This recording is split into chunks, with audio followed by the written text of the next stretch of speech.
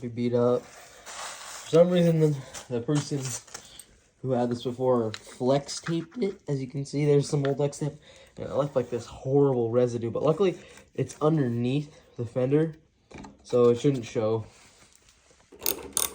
Like shiny and pretty it was.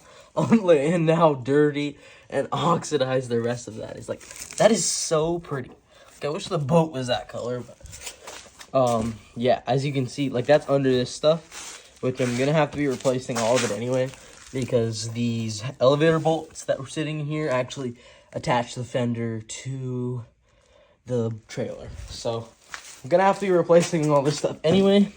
It's like, I don't know, liquid nailed onto there. Super strong glue. I mean, come on, look how pretty that is. I'm really hoping I can restore this to its former glory. Hey everybody, so I'm just doing carpet on these bunks. I'm making new bunks for my trailer. See, this is a finished product. It is a self-adhesive carpet that I bought, and I'm just stapling the back side of it. So you can see, it kind of looks like that. All the way down. But yeah, now I just got to do these three, and then I have one that I got to cut in half for the short bunk. So yeah, let's get to it. Carpet that I bought on Amazon. Comes in a roll like this, and this backside is adhesive. So it's actually super handy to use that and not have to deal with the glue. So basically, I'm gonna flip this over, take off all the sticky, and lay the 2x4 right in the middle of it. Okay, so now that I got all of the stuff off, this is sticky. So basically, what these are 2x4 by 10 feet long. These are pressure treated. So whenever you guys are doing bunks or using any wood that's going to be out in the weather or wet, make sure it's pressure treated. All right.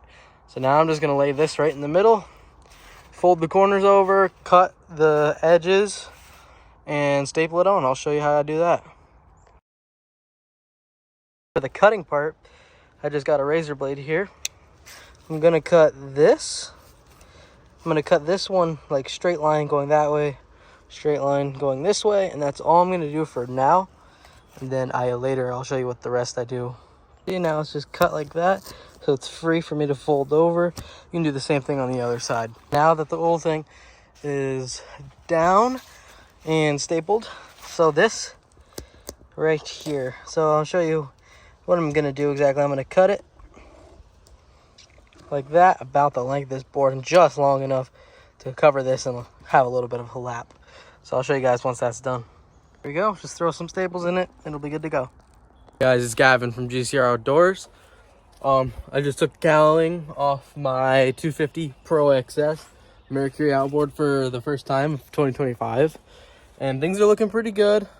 Pretty excited about it. Things are look pretty solid. I just finished up a bunch of electrical work I did in the like this little area.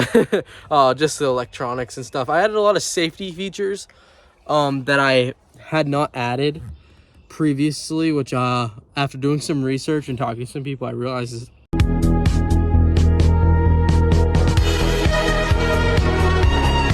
very unsafe, and I'm glad I have them now. Fuses are important. I got fuses now for everything in the boat, so that before I didn't. All my electronics have fuses. Bilge pump has a fuse now. You know, everything else has a fuse. What else did I do? I added a breaker for the trolling motor. Trolling motor does have like these little circuit protectors on there, but I don't trust it. I'm running a Ultrex, a Minn Kota Ultrex. It's a much more powerful trolling motor than what was on it. But the boat had a 36-volt trolling motor, so all the wiring and everything's like lined. It's like not 10 gauge, like 6 gauge or 4 gauge wire. It's super thick, really good wiring still. So I'm super thankful that I never had to run any more wiring. Another thing I did is I added a float switch for my bilge pump, so now the bilge pump is automatic. Yeah, and the breaker for the trolling motor. So that's basically all I've done. Other than that, I've just tightened up some wires. So like on my electronics here, believe it or not, it was actually worse. All these electronics all the cords used to run from under this. There's a hole under here. Would run up to my electronics, but I actually fed them all properly now through this little hole. And there is a grommet in there. Going to these. So everything looks good. Trolling motor works. Thank God it didn't break over the winter. I definitely want to get it inside next year, possibly in a little portable garage. So basically, yeah, all the mechanical stuff is done on the boat. I'm super psyched about that. The only thing really now I have to do is finish up these fenders. So you can see there's nothing on the inside of this. It's just a hole. So we're gonna put new fender liners in there. And if you can see, my bunks are all just plain wood. So we're gonna go replace those too. But in order to do that, we gotta take the boat off the trailer. So we're gonna have to dump it in the water and take care of that. All right, so now that I have the boat off the trailer, we're at beautiful Lake Champlain. You can see, even look at that, one of the fenders fell off. It literally fell off as I was taking it off to replace the fenders. Yeah, I got all the new fenders in the boat. We're gonna unbolt these ones, put the new ones on, and then we'll look into seeing about putting on the fenders as well. But yeah, look how bad this looks. That is what my boat was sitting on and riding on all of last year. It's pretty awful. The boat looks pretty good. Engine started right up. No issues there. Trolling motor's doing good. Yeah, so let's get this going. 3 of the bunks on. But I just wanted to show you guys something. As I was going to take this new fender off, watch this. Are you kidding me? That is all completely rotted. That wasn't holding anything.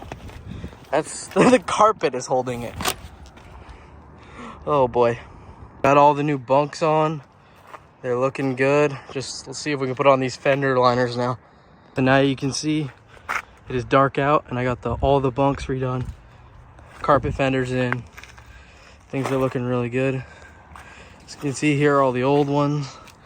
But yeah, that's like a night and day difference. I'm super proud of that. I can honestly say though, I hope I never have to do that again.